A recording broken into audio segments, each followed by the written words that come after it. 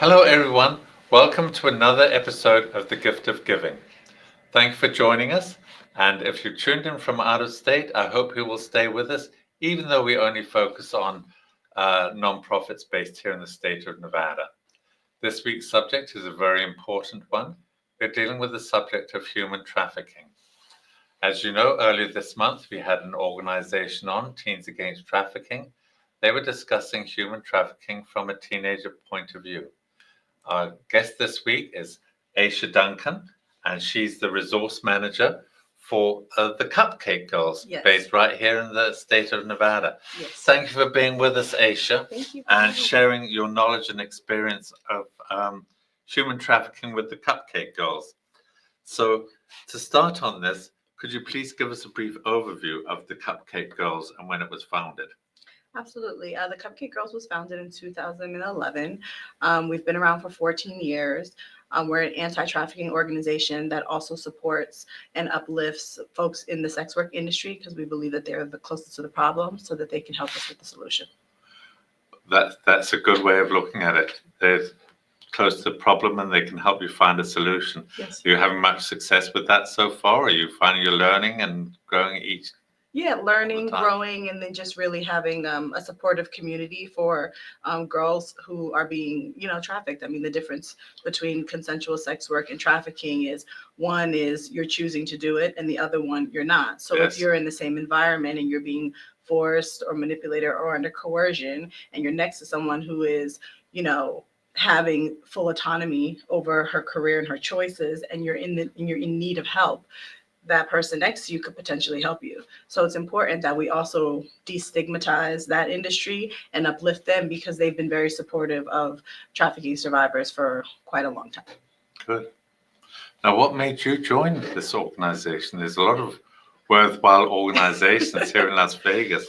The funny thing is, to be honest, I don't even know if anything specific made me join it. I personally just really love working for nonprofits. And at the particular time that I was looking for a job, I was like, oh, okay, well, let me work for the Cupcake Girls. At that particular time in 2023, nobody knew my story of me being a trafficking survivor. I never talked about it. I didn't really share it. But I knew that there were a lot of girls looking for empowerment, looking for people that look like them, that they can relate to, looking for ways out of situations. And I was like, maybe I can, speak into my experience and potentially help other folks. It was really a God calling, not a me calling. I just woke up one day and I was like, oh, I'm doing this. So. Yeah, well, it's a credit to you as a human being that you survived this. Yeah. And you're turning this tragic situation into helping others escape it and get Absolutely. out and for a better life. So absolutely, and helping myself. Yes. There's something powerful Yes. about sharing your own story that actually is liberating for me. I didn't know that sharing my story was freeing me further. It was a long time ago, but there's still things that are rooted and deep down that were buried. And I believe that through sharing my story, I found healing, not even on purpose. Yes. Yeah. Well, yes. Well, sometimes life takes you down those little paths Right. where you discover and learn things that you never sort of planned on, and it's you're a fantastic guest to have representing the Cupcake Girls because you've traveled that Yes. horrible path and come out the other side, and I'm sure you'll be an inspiration to all of our viewers out there as well. Would you like to care to share with us the mission and vision of the Cupcake Girls? Yeah, so the mission of the Cupcake Girls is really simple. We really work alongside our participants to create self-determination, and we're really trying to work on eradicating sex trafficking. So in doing that, we're also empowering and destigmatizing sex work at the same time. That's good mission and vision to have. Now, you talk of a fair amount of. Well, let's just stay with that vision for a moment because you're going to be working on a resource center soon, aren't you? Oh, yes. So I think with the organization has been around for 14 years, so it's a natural progression to figure out, well, how can we be more impactful? How can we do more? So the Cupcake Girls has embarked on a mission and vision to create a resource center. We've noticed one of our biggest hurdles is really maneuvering participants around the valley to receive the much needed resources that some of our partner organizations provide, our partner local businesses provide. So with the resource center, it'd be a central location where all of our partners and our nonprofit community members not only can have resources for the participants we serve, but we also can have housing for the participants they serve. Essentially not, doubling up on resources, filling the gaps in different communities, and also just really creating that one-stop shop for trauma recovery, because it looks different for different people, and it's important for the person who's recovering to choose what their path is. And it's easier if it's all in one place. Yes. So there's going to be a brick and mortar. Yes. So facility. We're looking forward to having a brick and mortar. We're currently, on the campaign trail raising money, or, trying to get partners who are interested in, producing that vision. And really, Las Vegas is the second, I think the second largest state for trafficking. So recently, actually, that just came out that we're the second. And sometimes we forget with our 24/7 entertainment city and all the things that are going on, that there is really a lot of things that are happening in the shadows. And it's important for us to support those communities where there are no resources and there is no support. Yes. Now, have you picked out a facility yet, or do you know where it's going to be, or are you still raising the money and then so we're raising the money, but we have our eye on like downtown. We have our eye on, historic commercial center. We haven't exactly picked a location yet, but those are some central areas that we also see. It's a lot of traffic. It's a lot of trafficking. We're being able to, fill a lot of those resource gaps that I was talking about in terms of services and the things that the community needs, because we're also dealing with, housing insecurity and job insecurity and other things like that. We're not just dealing with trafficking. There's a whole gamut of things that lead to trafficking because of, just oppression and capitalism and things like that. So we're really trying to create a well-rounded space to meet the needs of our participants where they are in their journey. For me, in my journey, I'm not exactly in the, the space where I'm like, okay, I'm not just coming out of the situation where it's a lot more mentally difficult to get out of it. It's been over a decade. So now for me, I'm more or less like, okay, well, how do I start my business? How do I, become self-sufficient? How do I grow in my career? So what does that look like for, a trafficking survivor that's survived something 20 years ago versus someone who's, only a day out of their situation? Gotcha. Gotcha. Well, I certainly wish you well with that project. It sounds like it's a major project, but it's going to have a huge impact. There's no question about it. I hope so. I want to talk a little bit about your website talks about a committee that was formed to deal with justice, equity, diversity, and inclusion. Yes. It's called JEDI Committee, that involves staff, board members, and volunteers. What was the significance and impact of that committee's findings? Because it seems to have been very important on your website. Our JEDI committee is extremely important, not only within the organization, but we really help have difficult conversations around just those topics: justice, equity, inclusion, and diversity. And how are we debunking and demystifying common things, whether it's within the Asian community, whether it's within the Black community, whether it's social stigmas and norms. Again, a huge part of the work that we do has to say, hey, this population of people who are consensual sex workers, they're heavily marginalized and stigmatized in their industry, right? They're lacking a sense of community. They're lacking resources. They're lacking X, Y, and Z, that their needs are not being met. And then there's this population where there's trafficking survivors, and there's also things that they're lacking. There are also resources that they need to really, gain that self-determination and that full autonomy to be able to be thriving human beings. Like, JEDI is really a platform within our organization from staff, board, and volunteers, where we're able to come together and have those courageous conversations around, just debunking and demystifying what does justice look like, right? Gotcha. What does equity look like? What does diversity look like? What does inclusion look like to populations or people that you may not normally interact with in your day-to-day life? And we find that our volunteers leave way more knowledgeable and just way more compassionate about other human beings. I mean, for me, I've learned a lot. I'm just like a Black woman with lived experience in my situation, but there are so many cultural biases and things that other communities deal with that also can lead to oppression, which also makes them more vulnerable to trafficking. So all of these things like intertwine, and it's truly how we meet in that human connection that is the centerpiece. And it's important for us to, keep that, right? Keep that humanity. And if that looks like decriminalization, for example, that's always like a hot topic because they're like, oh, well, we don't want to legalize this and legalize that. Well, it's actually to be able to offer those people in that industry services, whether it's healthcare, whether it's 401ks, whether it's bank accounts, whether it's, things that we have when we have careers and jobs that they may not have access to, not safe access to, right?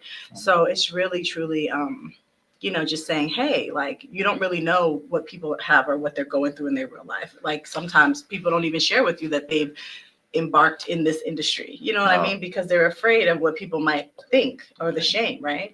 Yes. So we have all those conversations in JEDI. JEDI is a really cool committee. Yeah, and it sounds like you're accomplishing a lot more than just stopping the trafficking, as you said, dealing with bank accounts and 401ks and helping in all these diverse areas. Excellent committee. So we're going to take a little brief sponsorship break. Please stay with us, everyone. We're going to be right back. Introducing Pacific Coast Capital, your partner in finance. We provide financing for your business. Speed, flexibility, and creativity are the foundation of our service. We'll help you navigate through change and opportunities.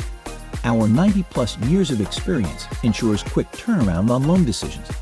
Ride the wave to prosperity with us. Ready for new funding? Visit our website today at pacificcoastcap.com.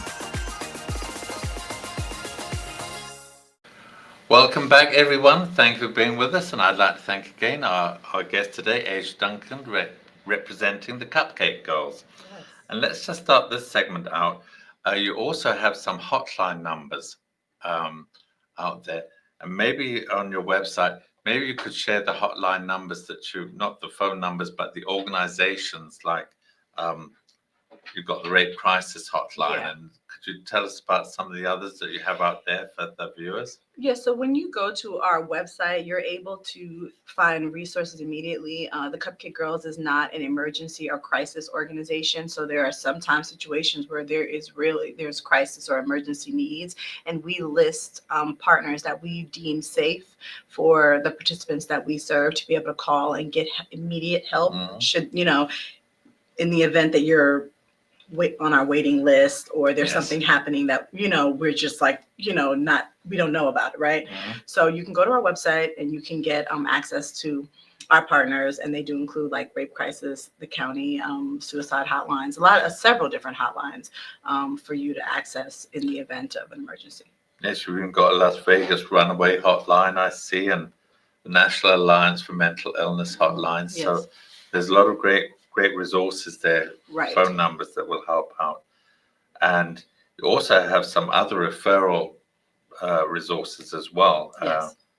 Signs of Hope and the Shade Tree. Yes. The Center and Safe House. Yes. So referral partners for us at the Cupcake Girls are organizations, whether they're nonprofits or local businesses that partner with us to offer our participants either pro bono or reduced cost services. So those organizations that you mentioned are amazing organizations that we are able to, share resources, whether it's right now, we currently have a housing assistance program, but we don't offer housing ourselves. Yes. So that Shade Tree partnership is very important because in the event that, we have a participant who needs to be housed, we've been able to make a really great relationship over there, and then they make sure that there's beds for our participants. And same with the others. So we have over 200 vetted safe referral services where we've actually, engaged with these nonprofits and local businesses. We've shared with them our mission and values, who we serve and how we serve them, and also given them a little bit of training so that they also know,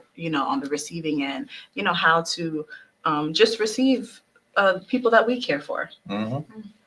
Sounds like you've got a lot of good partners out there that are helping and all networking together.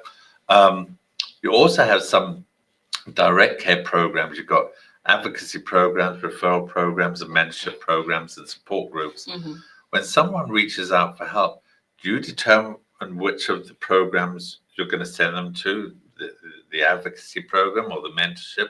Do you make that determination, or Yeah, no, me personally, I don't make the determination. We have another, our national program director, and then we also have volunteers who do a lot of that intake. And truly, like the reason why I like to use self-determination a lot is because when participants come in or they use our support form and they tell us what their needs are, we actually, work with them to find out, okay, well, let's create short-term goals, long-term goals, what are immediate needs, what can we do now, later, and kind of organize it. Because sometimes when you're going through life, you just need somebody there as a sounding board to get things organized, and a little bit of an accountability partner, right? But where they go first and how they choose to seek out, whether it's the therapies or the counseling or the direct care or the advocacy, we truly allow them to tell us what are your needs, because everyone's really different. And Absolutely. I love the fact that it's a very niche thing. I mean, we have some participants that are dealing with trying to get their kiddos back, whether from some kind of domestic violence situation where now they're trying to get their kiddos back. We have participants who are in our mental health services, but there's so many different modalities of therapy.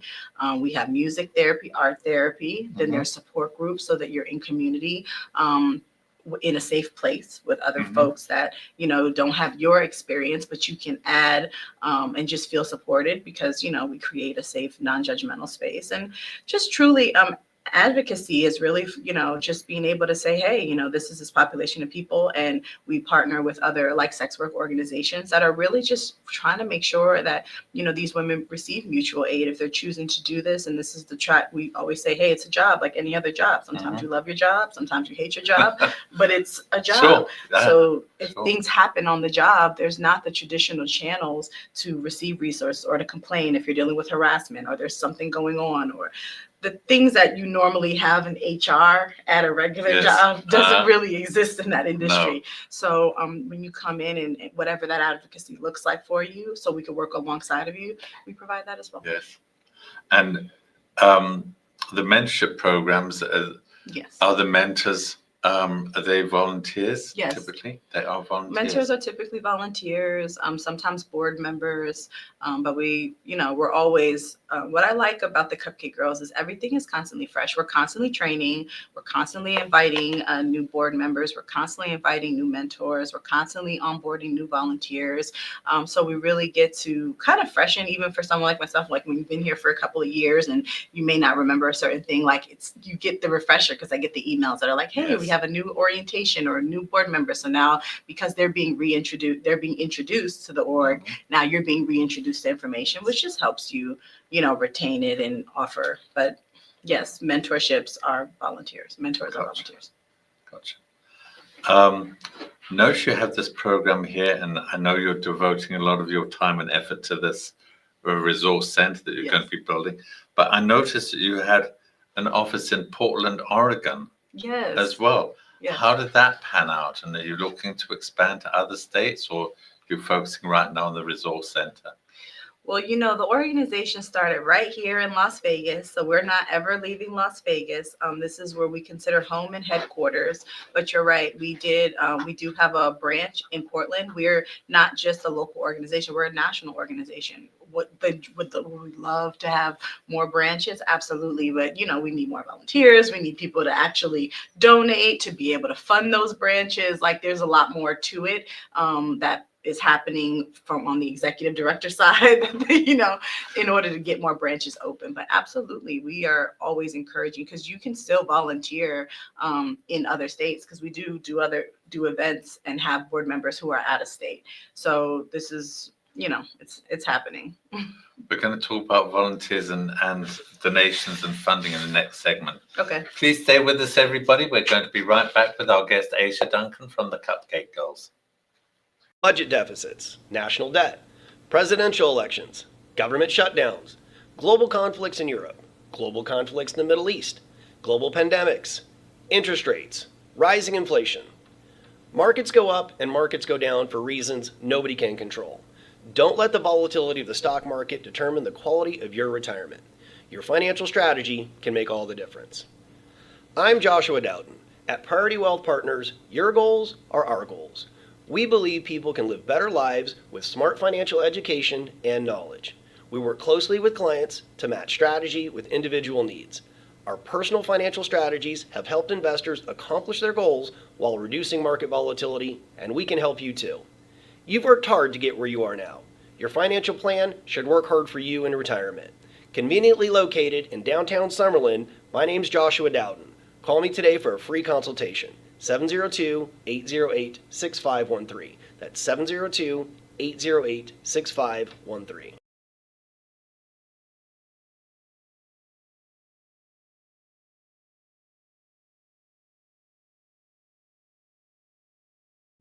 Country roads take me home to the place where I belong, West Virginia, Mountain Mama. Here comes a triple yodel.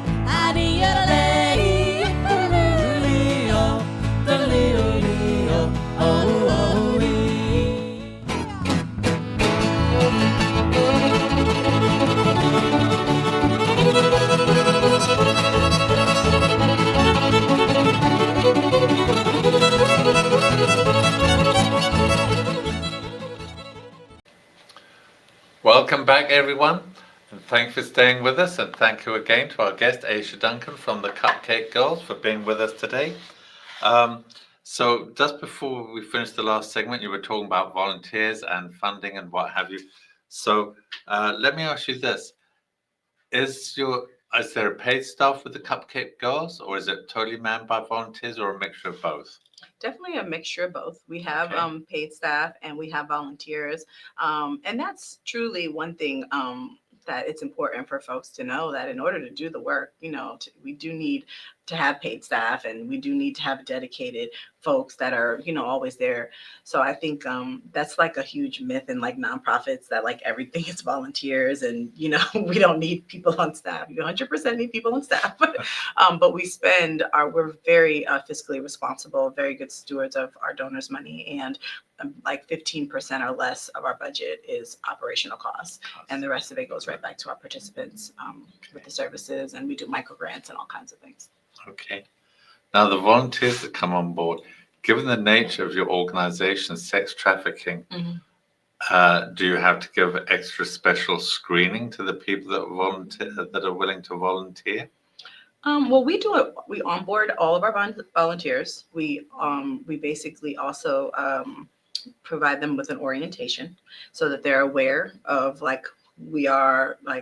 who we serve, and then we let them choose their wheelhouse. Some volunteers don't want to work directly with participants, and you might see them in the office helping organize or packing some donor cards or signing cards, care cards to our participants and things like that. Where other volunteers are more hands-on, and they will be willing to have the conversations, whether it's a participant needs someone to talk to, or just a referral service, or just that, again, having that sounding board or that person to kind of like walk alongside. We don't have a timeline for our participants in terms of how long that they're in our programs. We just try to see them from one step to the next step at their pace. So we just help kind of coach our volunteers to do that type of work. But there's you've got to be sure that your volunteers that they aren't predators themselves. Oh, yes. In. Oh, absolutely, absolutely. We all get background checks. Yeah. We all. That's what I meant. We all get background checks. You do special checking with. It's not like any other organizations. Yours got to be extremely careful and cautious who comes into the program. Absolutely. Everybody is for sure screened, vetted. We're background checked. When you're hired, you're background checked. Yeah. Good. With the Cupcake Girls, do you have many young men that come in who have been sexually trafficked seeking help, or? We do serve a population of young men. That's not like the largest demographic that we serve. Of course not. But we definitely have males who are. So they actually reach out to an organization called the Cupcake Girls. Well, the Cupcake, actually, it was people, it was other folks who gave us the name, the Cupcake Girls. That name came from us going into strip clubs and brothels with cupcakes, asking folks, are they okay? Food is the universal love language. So you bring some food and you're like, hey, are you okay? How is, how are you being treated? How is your night? Like, people know what's going on, and just really asking people, are they okay? Could create open up a door of this beautiful organization that's been around for 14 years, way before me. I mean, there was no Cupcake Girls when I was being trafficked. Had there been No. something like this, man, life would have been a whole different world. Yeah, it might have been. Yes. Got where I needed to go a lot faster. There you go. Now, how does your organization get funded? You alluded to donations. Do you get much in the way of support from government grants, businesses, mainly individual donations? Yeah, predominantly mixture? we rely on individual donations. Recently, in a staff meeting, I was aware, we've been able to do some really cool things like diversify, like our donations with grants. We've recently, we have an amazing grant writer, and she's been helping us receive grants. We got our first federal grant to help with Nice. housing assistance and housing justice. That's a big one because Nice. there's a huge houseless issue here in Las Vegas. So yeah, we are like every other nonprofit in terms of we're very open to all types of funding, but very creative. I mean, for the most part, we also have a lot of integrity. So while we do need donations and need money, we can't be bought. You know what I No. mean? So it's very important that, donors also understand, we do serve both. We do serve the sex trafficking world, and we do serve sex workers. So, we have that education and that awareness. We do training around that. And when corporations come in, we actually go in and train them. We've done training for security at some of these hotels and casinos, and even companies who really don't understand trainings. I actually did a really big training with RTC and had a conversation on like, hey, what does it look like, with them being in the transportation and folks just riding the bus line endlessly? Like, what could that look like? How could, they be more aware, and how could their bus drivers be more aware, right? So we have some really great partners, and yeah, the funding is always I won't say all over the place, but it comes from different places. But yes, a lot of it is our individuals. But lately we have been winning grants, and I'm excited to do more grants. Hopefully the grants will put us in the position to be able to open this resource center. Absolutely. Yeah. And you mentioned about your creativity with your fundraisers. I saw you had quite a few creative fundraisers in the past. You had a trivia quiz night, and you had a dance night, you had a cabaret show, you had a brunch somewhere. So you're always creating something different. Do you have any upcoming fundraisers at this point in time, or? Yeah, we have Super Bloom in May. So that's our fashion show fundraiser. We were able to partner last year with Dig It Coffee and promote inclusivity and beauty around the people that they serve, and have some of their participants walk in our fashion show and work with local businesses. But fundraisers are meant to be fun. Who wants to go to a stuffy gala all the time and eat the bland chicken? You know what I mean? We really believe in just being creative, and also creating a space to where potentially you want to trafficking is a heavy subject, so I prefer to have a little fun while I'm having the conversation around it, so it doesn't feel heavy. Especially as someone with lived experience, I always feel like, dag, I'm telling a drab story, and I'm very upbeat, positive. I like to smile all the time. I don't want to tell the drab story all the time. So it's like, for me, putting on those type of events and curating those type of events kind of make it less about me, more about, hey, this is the cause, because we do create that segment where we talk about the industry, but then let's have fun around raising money. Let's make it fundraising and not just, you know what I mean? Give me your wallet, Okay. On that note, why don't you share with us your contact information, so people can go to your website, they can learn how they can go about donating money, volunteering. Your upcoming event in May, they can learn more about that. Absolutely. Please share your website and contact information. Yeah, absolutely. So our website is thecupcakegirls.org. You can reach us at info@thecupcakegirls.org. All of our information is on our website. We're very involved on social media, so you can find us on LinkedIn, The Cupcake Girls. Everything is The Cupcake Girls. LinkedIn, Instagram, and please connect with us. We would love to, partner with you. We'd love to, if you're interested in being a volunteer, we'd love to onboard you. If there are if you have folks who are in need of any services or resources, by all means, we ask that you refer them to us and let us know how we can serve you. We're here to support folks with no agenda, and that's who we are. Asia, thank you so much for being a guest on our program today, sharing with us the information on the Cupcake Girls, what they do, and sharing your story. It takes a lot of courage to come and talk about it, and you've probably benefited more people than you know just today. So thank you again for being on the Thank you for program. having me. And I'd like to thank you, the viewers, for tuning in. If you know of somebody who could benefit from the Cupcake Girls, please share this interview with them. And as Asia said, if you can donate or want to volunteer, please reach out to them at their website. If you have any questions or comments, please reach out to me, Stephen, at thegiftofgiving.vegas. I would certainly love to hear from you. I'd also like to thank John Stars, the show's producer and station owner, for allowing me to host this program. And certainly I would not be able to have this program were it not for my sponsors, who have been very valuable and supportive. They are Priority Wealth Partners, Pacific Coast Capital, the Firelight Barn, and RJ Champion, and Friends of the Gift of Giving. These are donors who wish to remain anonymous, who are supporting my program, and I thank them very much from the bottom of my heart. And thanks again for tuning in. I hope you'll join us again next week. In the meantime, stay safe and be kind to one another. Bye for now. Mr. R.J. Champion is proud to sponsor WWDB-TV's series, The Gift of Giving, and wishes the program much success. Congratulations and gratitude to the featured guests and the organizations they represent. Our community is well served by your tireless efforts to make Nevada a better state for all its residents.